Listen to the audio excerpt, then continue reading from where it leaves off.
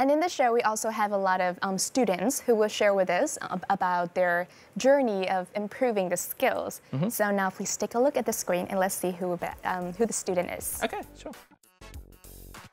Hello, my name is Meg. I'm a senior student in marketing management. In order to describe myself, I think there's no better expression than my formal Instagram bio, which is suiting up, but doing hip-hop dance move. So I believe that we can be whatever we want to do, whatever we are, without being judged by any stereotype. One day I can be a business analyst, a data analyst, a retail auditor, working with like tons of number and formula. But other day I can be a TikTok dancer, doing like dance move all day long without being shy, with being very confident with my body movement, body control, whatever I like. People always say that there's nothing in common between business and art, but I'm sure they are. And before we hear the stories of Đức Mạnh, let's talk about the first skill, which is reading. Sure. When it comes to studying, the first thing a lot of students do is open the book, read something. So what is the reading skill? I mean, what is effective reading? Yeah, sure. I mean, I think effective reading is basically being able to read a text to a point that you can understand it well enough that you can summarize it for someone else. Which I think a lot of us, when we read something, we can get into kind of a trance of, we've read a page, we get to the bottom, and then we forgot what we just read. We have to start again, which is not what we want to do. When you're reading something, you're really trying to take all of the main ideas that's inside of the text. So to effectively read, you have to be able to take any text and be able to pull out the main ideas from the text. Because basically the text is trying to teach you something. It's trying to teach you an idea, it's trying to present an opinion. And if you read a text and you haven't come away with that opinion or that fact or that element of teaching, then that reading hasn't been effective. So if you read a text and you feel like, I don't understand anything I've just read, then you may need to go back and read it again. Just read it again and maybe do some note-taking. Oh, sure, yeah. Obviously, with the reading skills, don't just do what you did before. But maybe if you're reading stuff and you're not taking in information, then maybe you should be developing reading skills and you should be developing the ability to do effective reading.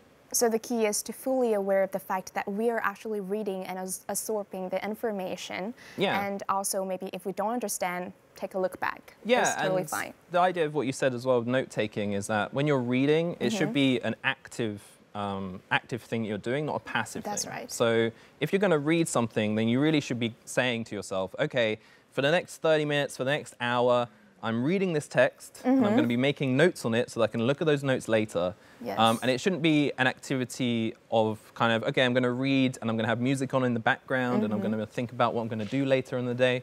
You should really dedicate a specific amount of time to that text and really trying to understand it. That's right.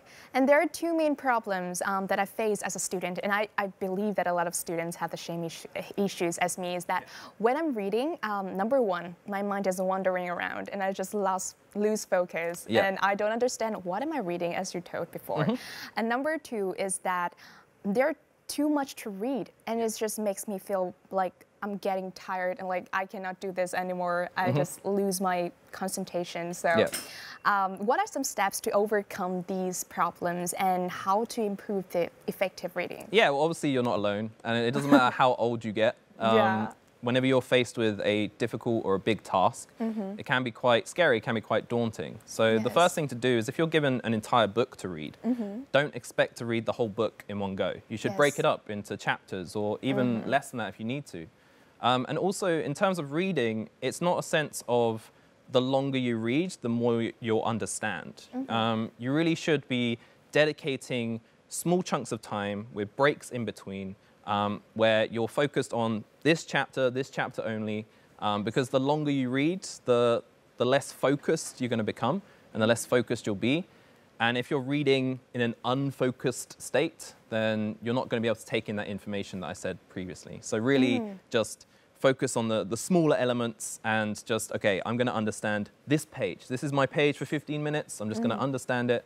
And then eventually, if you start that early enough, you'll get through the whole book. which also comes to don't leave your deadlines to the last minute. Make sure you start early so you have enough time to do this as well. So the quality over the quantity. Yes, yeah, definitely, definitely. It's better to do a small part in a very good way than to try and just read through the whole book as quick as possible.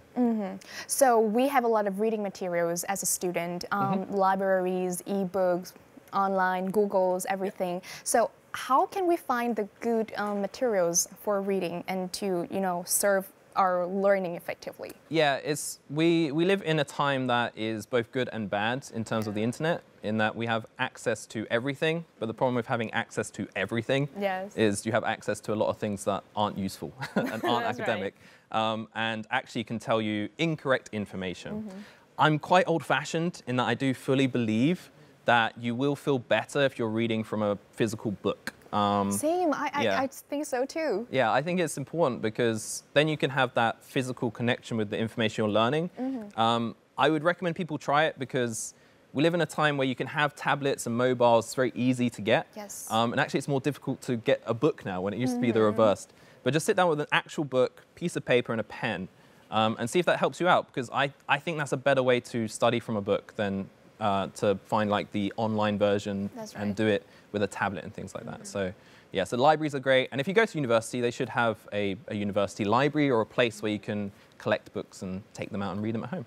Totally agree. I think that physical books just helps us be more focused, like fully focused, and it just gives us a sense of, you know, I'm really learning. Yeah, I think we see it today, especially in Vietnam, where the kids, they still read the manga books and things. They read the actual physical books. And you'll quite often see them sitting and with their face in the book. I think it's true that physical books are the best way to learn this information. Yes, I think the reading culture should be always encouraged, especially for the physical books.